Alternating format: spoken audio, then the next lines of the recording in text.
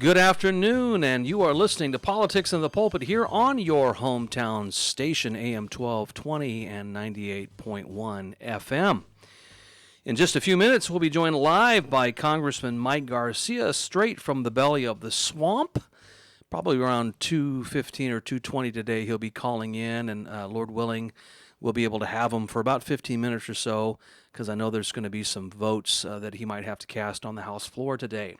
But before we get into our current programming today, I was hoping that all of you have survived the bomb cyclones and the all of the rain that we've seen torrentially over the last couple of days. I know some folks that have been living out there in Montecito and Santa Barbara have been suffering from some of the inflection of the rain and things of that nature. But man, we have seen a lot of rain here in Santa Clarita.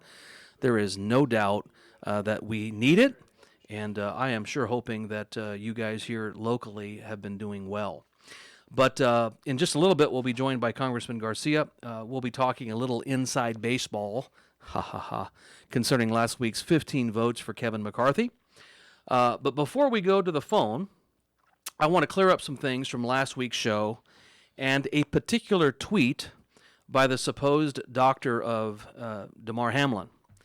If you recall, I was very cautious in questioning whether or not this particular tweet was legitimate or not. Evidently, a few conservative sites like Gateway Pundit and a couple of others put this out as a legitimate tweet.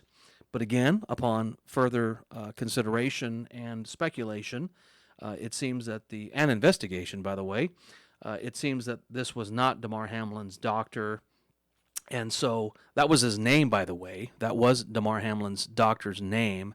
But if you'll look on the top right-hand side of the tweet, that is not the picture of the doctor at all. So you say, why bring this up, Pastor Cook? Because the right needs to be right and needs to be careful when it comes to disinformation and misinformation. And again, if you listen to last week's show, I did offer a bit of a caveat suggesting if this tweet was accurate. Now, that doesn't negate the fact that Demar Hamlin obviously was vaccinated. There's no doubt about that, and probably had to be so to play professional football. But I know that my colleague here, Matt, had a show last week devoted to a portion of this. Matt, what did you say about that whole issue? Well, like you, was cautious in presenting that tweet as fact, and so we were on the same page there. We did speak with a cardiologist from Henry Mayo who believes that it was commotio cordis, which is translated from Latin, commotion of the heart. Very rare. Or a rare dinosaur that we haven't found yet. Exactly.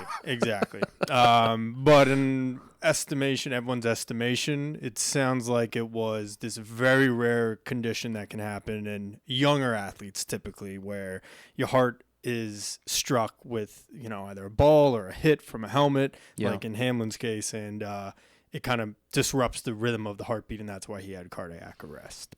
Matt's got a show every Thursday here on KHTS at 12 o'clock called Out of Bounds. Matt, just quickly give us a quick update on Demar Hamlin's health. I know that I think he got sent out of the hospital this morning. That's correct. So everything we've heard is he is back in Buffalo, recovering, and hopefully a speedy recovery for him. Well, amen to that. Well, thank you, Matt. And again, you can listen to Matt every Thursday here on KHTS at 12 o'clock, Out of Bounds. But I just wanted to make sure that we covered our bases there because, the right needs to be right. And if something is wrong or if something is investigated further and something is wrong, I think it's important for us to call that out. So with that said, and all of that out of the way, have you heard about the news that Biden had classified documents at his Penn Biden offices when, of course, he was teaching as a professor? Can you imagine being a fly on the wall in that class? Not only did Biden have classified documents, but they could not have been declassified by Biden because Biden was vice president at the time he had the documents. Now, you're probably saying, well, maybe Barack Obama declassified them for him. Again, that was not in the response from President Biden. So again, I'm not certain. But what a conundrum does Merrick Garland find himself in today? Will Garland apply the same standard to Biden and the classified documents that were found in his office as Merrick Garland did President Trump? I guess we shall see. But here is what Biden said back in 2018 about whether or not he possessed classified documents, and this was on Andrea Mitchell's show. Clip 1, Matt. In 2018, Joe Biden addressed his access to classified information in an interview with me. This was in the context of Russia's interference in U.S. elections, and it was in that office, the Penn Biden Center. I don't have access to classified information anymore. I don't get briefed every morning by the agency, as I did for 8 years. Well, the question is this: was Biden lying then, or is Biden lying now? Well, let me get rid of the easy one first. People know I take classified documents and classified information seriously. When my lawyers were clearing out my office at the University of Pennsylvania, they set up an office for me, secure office in the Capitol. The 4 years after being vice president, I was a professor at Penn. They found some documents in a box in a locked cabinet, or at least a closet. And as soon as they did, they realized there were several classified documents in that box. And they did what they should have done. They immediately called the archives, turned them over to the archives, and I was briefed about this discovery and surprised to learn that there were any government records that were taken there to that office. But I don't know what's in the documents. My lawyers have not suggested I ask what documents they were. I've turned over the boxes. They've turned over the boxes to the archives, and we're cooperating fully with the review, and which I hope will be finished soon, and there'll be more detail at that time. Well, Biden was surprised, completely unaware of the fact that he had those documents at all. And by the way, these classified documents were found just before the November 7th, 22 midterms. Yes, you heard me right.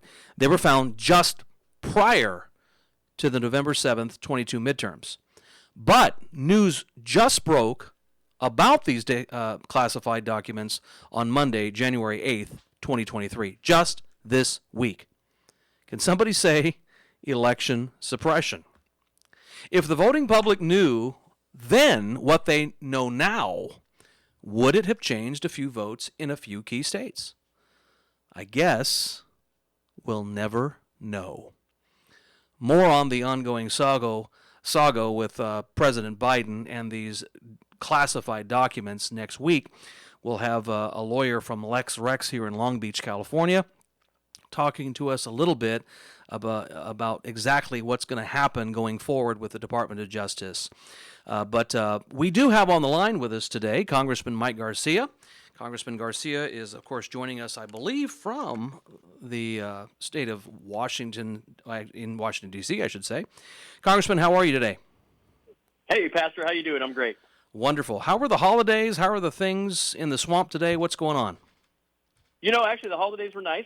First time in probably close to 3 years I've been in office that we actually did get some downtime around the holidays, and so got to relax with Rebecca and the kids for a few days. It was nice, and still visit constituents. So was recharged going into the new year, and just in time for the drama last week. But we did navigate it successfully and got through it. So, but this is the first time, obviously since I've been in office that we've been in the majority. And this week, there was a noticeable shift in terms of the morale, in terms of hope. Having served only under Pelosi and under these strange rules, during COVID and everything else, the drama over the last 2.5 years, to come back and implement these new rules, to actually start passing meaningful legislation out of the House and to be in the majority. I got to tell you, it's a very motivational week to be experiencing right now, and just proud to be here.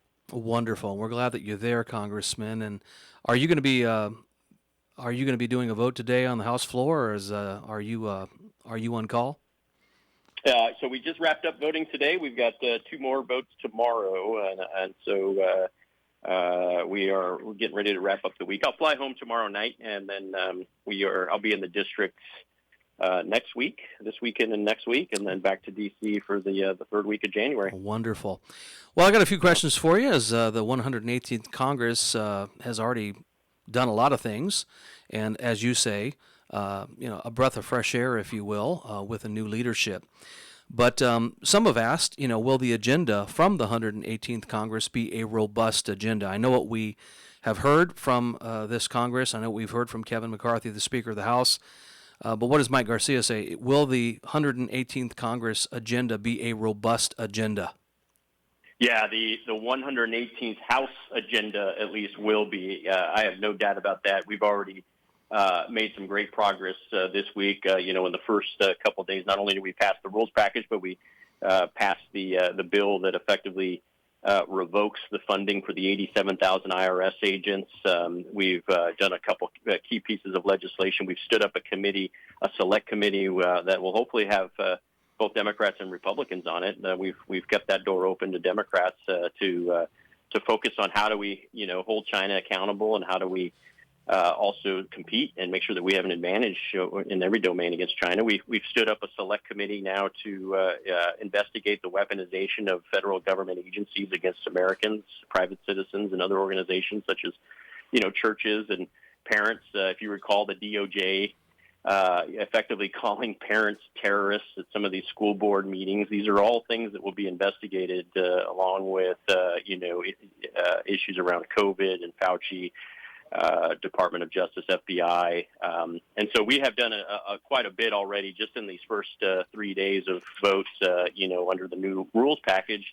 And I've seen the agenda for the remaining 2 years, and it's robust. In fact, I met with my team today, and one of the challenges we have is that we're going to be moving so much legislation that the challenging part is going to be able to continue to update the constituents and highlight the progress that we're making. And that's, stuff that's coming out of the House, which is what we control. And unfortunately, we don't control the Senate. So we don't know that all of this stuff, or any of this stuff, frankly, is going to get passed by the Democrat-led Senate. And, even less so probably get signed into law by President Joe Biden in the White House. So that's the challenge of having a split Congress right now, with Republicans in the House and Dems in the majority. But what we'll be passing is legitimately in the best interest of the nation. And, I'm hopeful that the Senate will look at it through that paradigm and do the right thing to move some of these bills to the White House for signature. Well, I'll tell you what, one of the things that I think is refreshing going forward is just the fact that Adam Schiff, Swalwell, and Ilhan Omar lost their positions. And I think that already kind of sums up, what this Congress is going to look like going forward. And I would have loved to have been a fly on the wall when Adam Schiff was told he was off.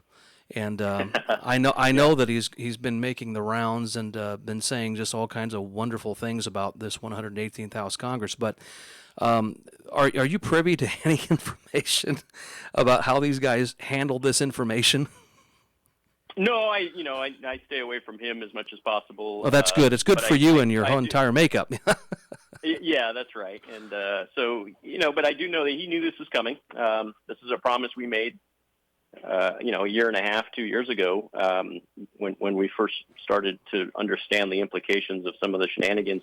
He basically took the Intelligence Committee, which is where he was the chair last session, and weaponized that, and actually took part in some of these collusion efforts. This assertion that the former president was involved with Russia with really no substantiation.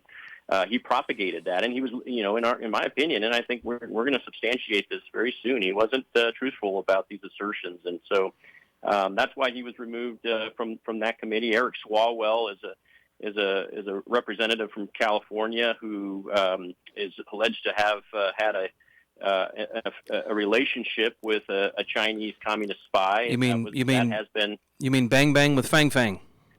Fang Fang, yep. Yeah. So that has been substantiated. The nature of the relationship is still unclear. He hasn't admitted to anything as far as beyond just her working for him or them being friends. But these are the type of things that if you were to go get a clearance, or apply for a clearance at Lockheed or any other American company that requires a security clearance, they wouldn't be cleared. Yeah.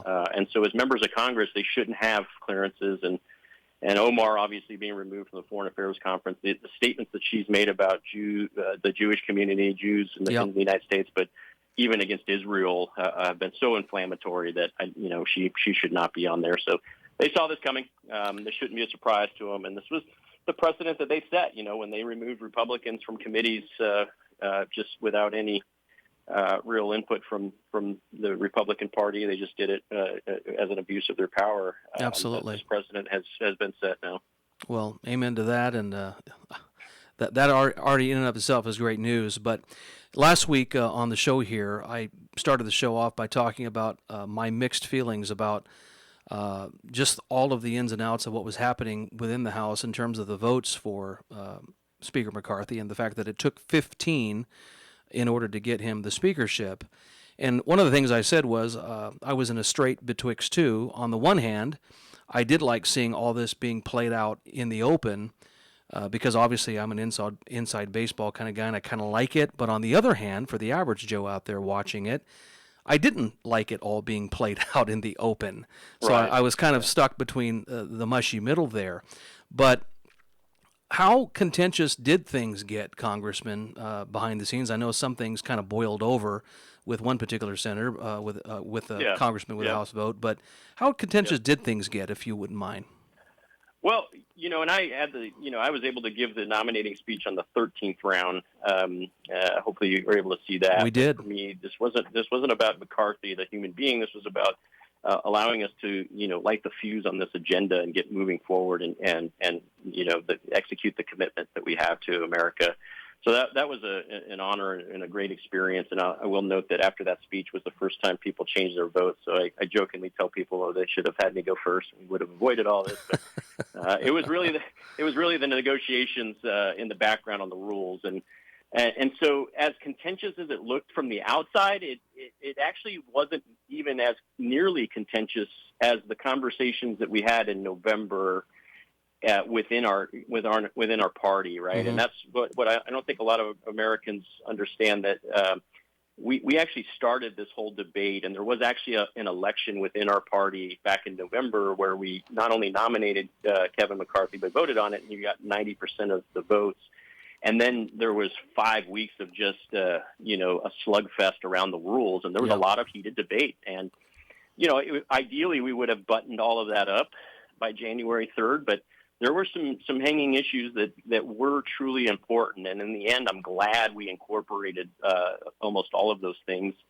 And so we had to, have the family discussion, live on C-SPAN, unfortunately, but what we showed was we can have those discussions, and as contentious as things may be, we still heal around them, and we still get stronger. And we in the end are still able to execute. And these votes this week are proving it. We're winning by more than the amount that we have the majority.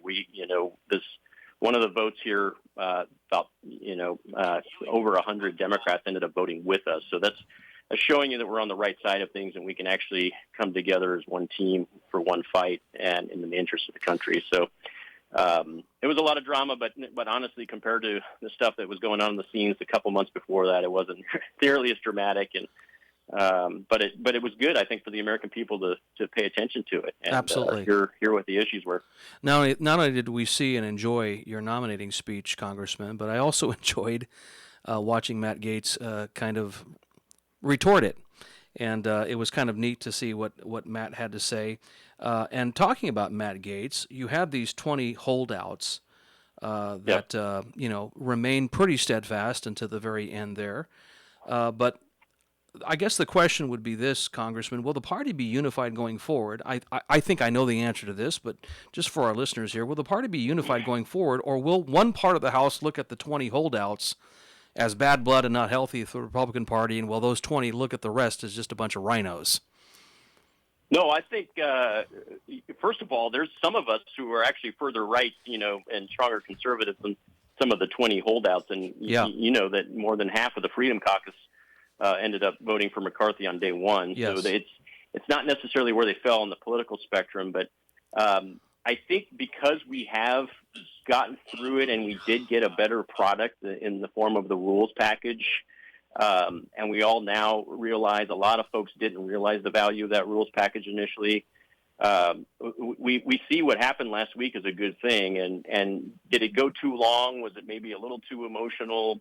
Absolutely. But we know how to work with each other. And in the end, this is politics, and we're not here to make friends. We're here to, help protect Americans from the government and allow us to, save our money and continue to prosper, and above all things, guarantee the liberties of the Constitution. That's our job. So what we know is that while 222 of us may disagree on individual issues or votes, we're all there for the right reasons, and we're all coming from the right place. And even some Democrats are with us on many of these issues. So no, we'll be able to work together. This isn't going to be anything, there's always going to be issues that flare up where maybe we don't have all 222 on board, and there's going to be conversations and debates, but those are healthy. That's literally what our founding fathers wanted. Absolutely. Robust debate is good, and I'm proud of what I witnessed last week, and I'm glad that the party is going to be unified going forward. Congressman, can you stick around with us for another 5 or 6 minutes after the other side of the break? Yep. Wanted to talk to you a little bit about early voting and why Republicans need to get on board on that sooner than later. We're talking to Congressman Mike Garcia from Washington, D.C., and we will be back here on Politics in the Pulpit in just a minute here on your hometown station. All right, we're back live here with your holy host, Pastor Jerry Cook. This is Politics and the Pulpit on your hometown station, AM 1220 and 98.1 FM. At the top of the hour, we're talking to Congressman Mike Garcia, who is part of the new 118th Congress here. And not only that, we got a Republican majority, and we're so glad for that. And a lot of wins have already occurred and are under our belt. And, of course, we want to see more and more as the weeks progress. But one of the things that I wanted to talk to the congressman about was this notion of early voting. I know that Republicans in general do not like early voting, are suspicious of early voting, and many Republicans have advocated for maybe having a vote day, a day of national voting where jobs will let you off and you might get paid leave or whatever the case might be. I know a lot of Republicans advocate for that, and to be honest with you, Congressman, I've actually said that myself. But I live in California, and early voting has been a deal here for a very long time, and many Republicans get so dismayed on election night when the Democrat is up by 40 points and they're able to call the race like 10 seconds after the votes come out. So what do you say about early voting, Congressman? Why is that something that we as Republicans need to consider going forward?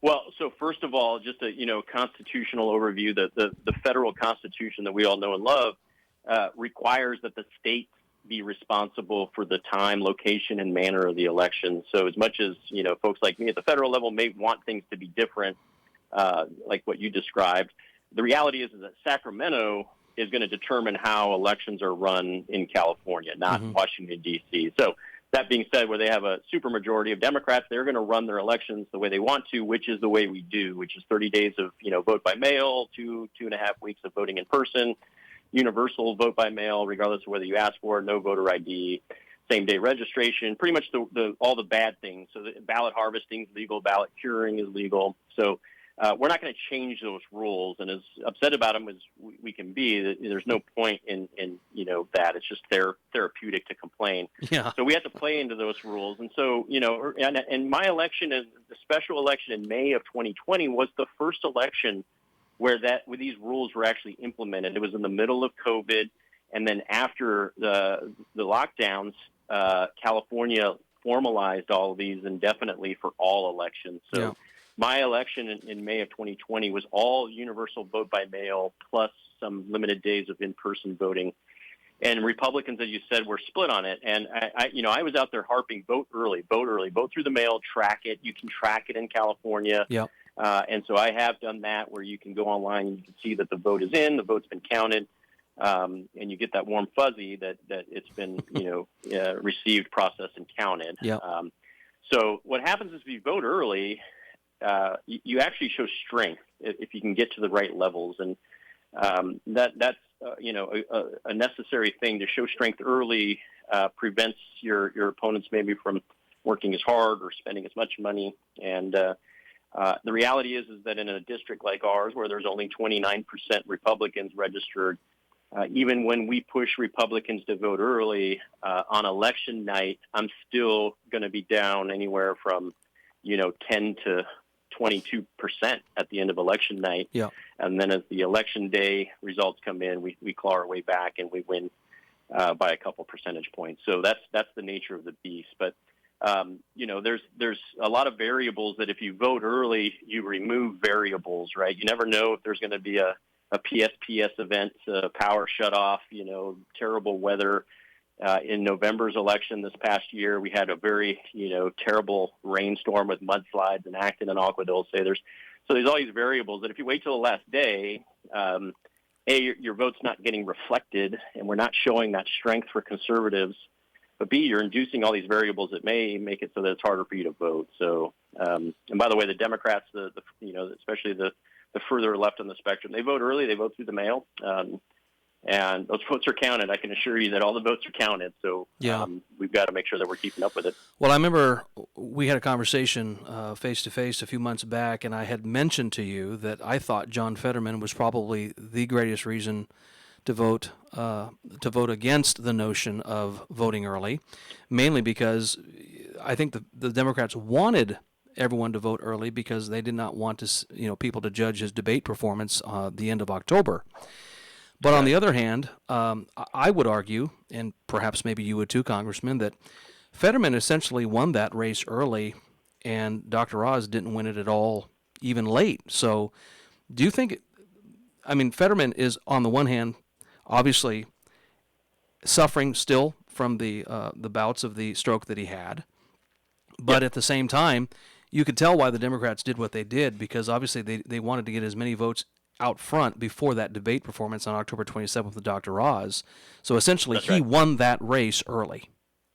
That's right. Yeah, it's basically like, you're in a drag race, you're driving a Corvette, and your opponent's a Hyundai, and you say, hey, I know I can catch up to you, so I'm going to give you a head start. I'm going to let you take, an eighth of a mile head start, and then I'll meet you at the finish line and pass you, with 10 feet to go. Yeah. That's a good strategy, and you can pull that off sometimes, maybe most of the time, but in contentious races, especially in swing seats like Pennsylvania, Arizona seats, and our district, certainly, when your Democrat opponent pulls out with a large lead early, that's basically an attractive value proposition for donors to come in and go, oh wow, Fetterman, despite all of his flaws, can still win this. Here's another $1 million to go help out, right? Yeah. So what you saw in Pennsylvania was this just massive influx of far left donors coming in to prop Fetterman up and prevent that Corvette from catching up to the Hyundai. And, in the end, the Hyundai crossed the finish line first. And so, that you got to insulate yourself. You got to have a strategy, and there's tactics around that we have on our campaign. And we're blessed to have fantastic volunteers on my campaign, fantastic consultants. My staff is the best in the nation. I'm very hands-on, and we campaigned for 2 years, and I think that's the biggest difference. A lot of that lead that you give the Hyundai is the result of you deciding not to campaign until maybe 4 months before the election, but I don't take that for granted. We're campaigning already for 2024, and we don't take it for granted that we're going to have difficult opponents. We've had 24, 25 opponents in the last 3 years, so and it's a very blue district, so we got to keep our pedal on the floor from the moment the light turns green. And with that said, I was going to ask you about what your plans are a couple years from now, but I know you want to keep your mind on the agenda going forward. But obviously, you're eyeballing the fact that maybe you're going to run again. Yeah, we've got a mission here, important committees that I'm sitting on, the Appropriations Committee, hopefully some exciting news here in the next week or two on other committees as well. And so to leave before we're able to, spend at least 4 years in the majority would be premature. So I do support term limits, and I do think that this shouldn't be a 30, 40-year career like some of these folks have made it. But we're going to implement our vision and fulfill our commitment here over the next few years. So, well, according to many, we'll be running again in 24. Well, according to many of your opponents, you're sitting on millions of dollars anyway, so don't worry about that anyway. So, Not a big deal. Yeah. Right. Real quickly, Yeah, before we well, let you go, Congressman, at the top of the hour, I was talking about the classified documents that were found at the Penn Biden facilities there. And I was wondering what your quick thoughts were here in the next couple minutes about this whole classified documents that Biden had, whether he knew he had them or not, and what are the differences between this and the Trump situation? Well, it's not good. We'll find out. I think the differences is the way the media, the way the government has reacted to the two situations. In this case, you had at the time a former vice president with unsecured materials in a facility that it's looking like was potentially supported by donations from the Chinese Communist government. So that's the question I have is, what is the chain of custody on these documents? With the Mar-a-Lago documents, we knew where those documents were. My understanding is that they were offered to be secured under padlock, lock and key. And in this case, a lot of this is just coming out right now. So what is the chain of custody since 2016, which is when they think some of these documents originated?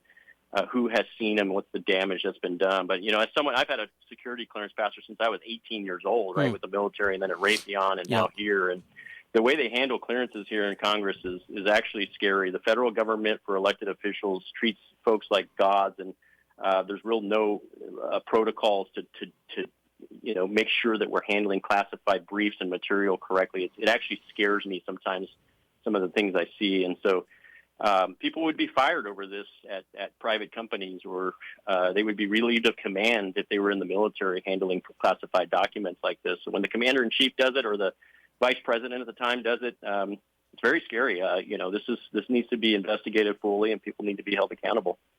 Absolutely, Congressman, and I do hope that the Department of Justice does their due diligence on this, as they are, of course, with former President Trump.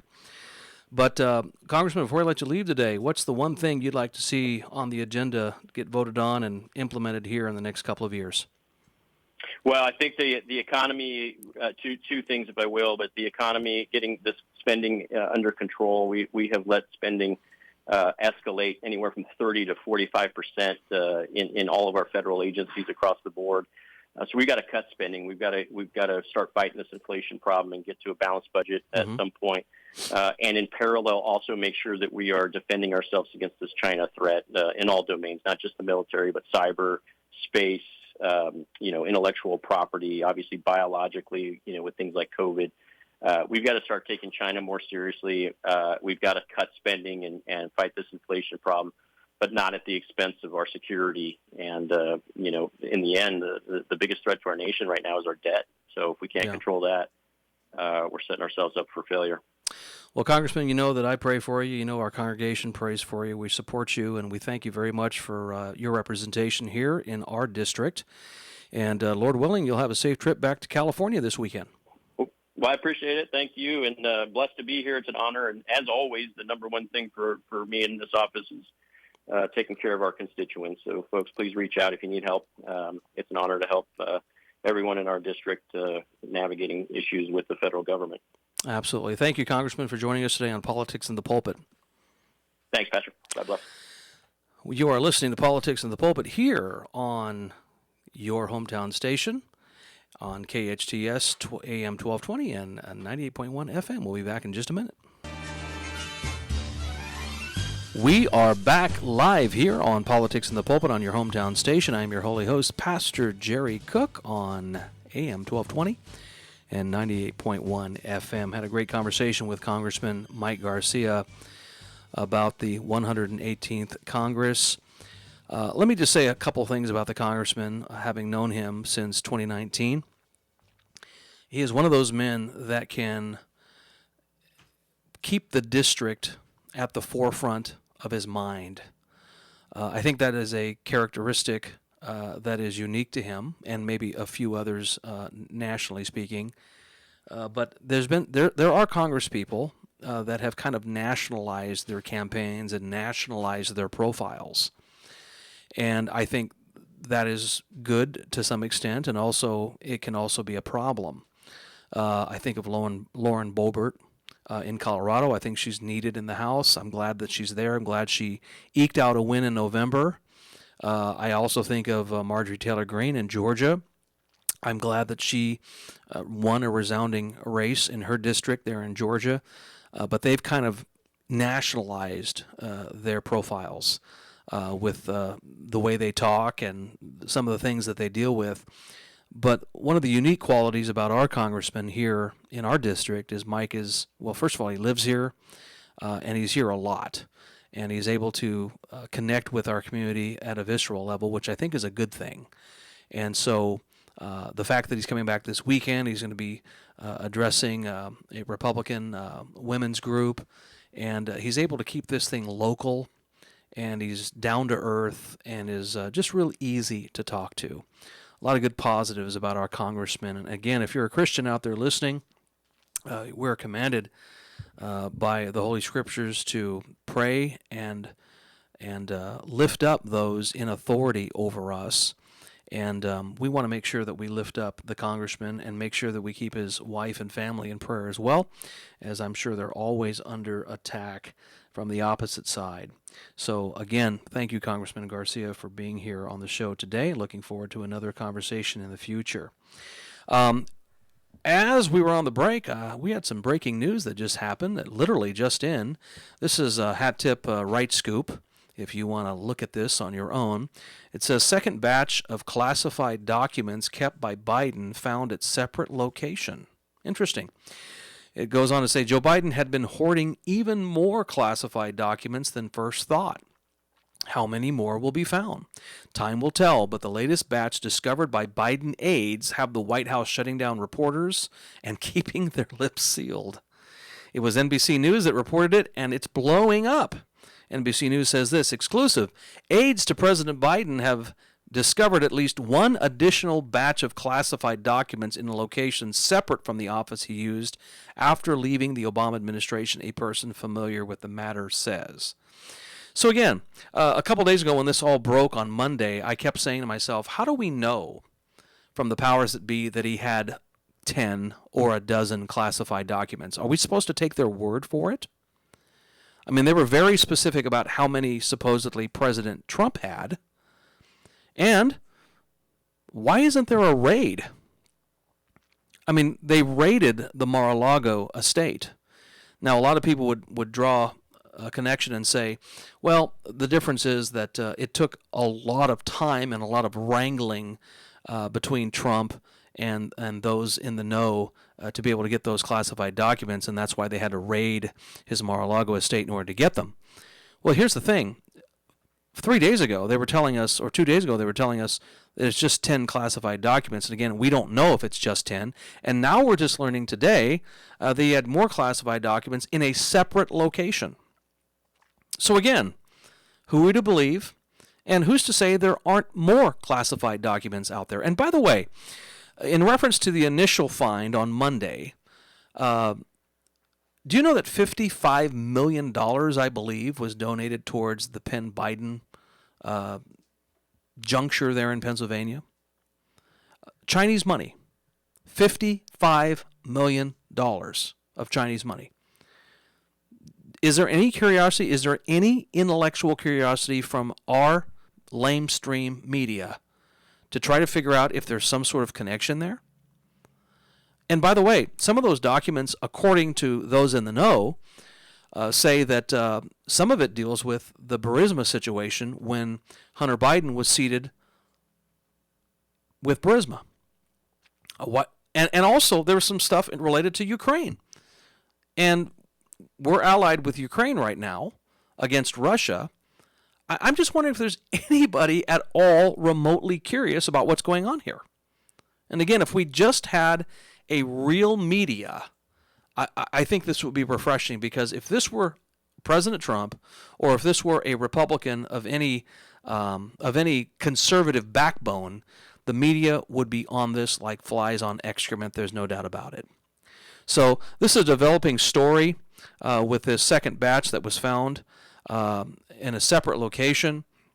And I would just encourage you guys to keep looking at some good resources out there. Breitbart is good. Right Scoop is good. Town Hall is great. Red State is great.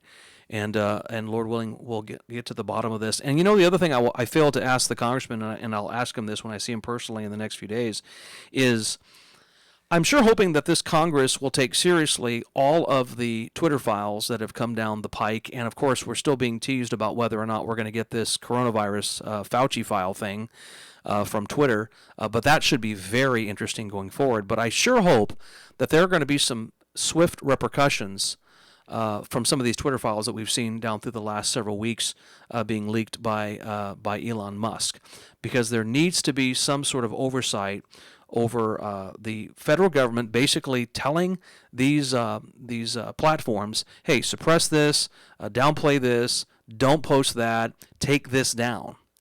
That's a banana republic, folks. This stuff happens in a communist country. It's not supposed to happen here, where we have a First Amendment right to read information that we either like or dislike. And of course, they always like to fall back on this stupid mantra, well, you can't yell fire in a crowded room. Okay, fine. Well, technically you can. You can do it. You're going to suffer the repercussions of it, but you technically can. You shouldn't, but you can.